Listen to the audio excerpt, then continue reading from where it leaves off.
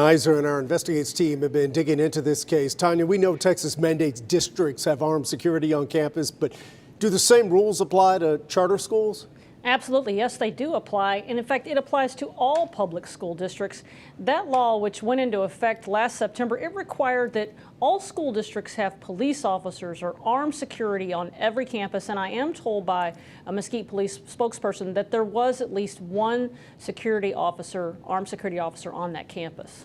So what other changes did this law bring about in terms of school safety? Well, this was a very far-reaching law. Besides requiring armed security, it required districts to provide law enforcement with a map of campus buildings. They had to create a mass notification system and install access control systems. But for many of our bigger school districts across the state, including Dallas, it's been a struggle to hire enough new officers to comply with the mandate to have an officer armed on every campus, especially at a time when many police departments are having a tough time recruiting police officers.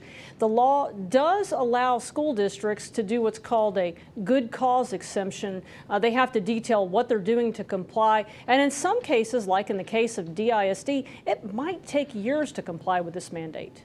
Yeah, I mean, between Dallas and Fort Worth ISD alone, we're talking nearly 400 schools, so very understandable. Tanya, thank you so much for that context. Mesquite police are still in the initial stages of this investigation, but you can read up on the entire timeline right now on WFAA.com. As detectives learn more about the suspect or we hear about the officers who stopped them, we'll update you online and on air.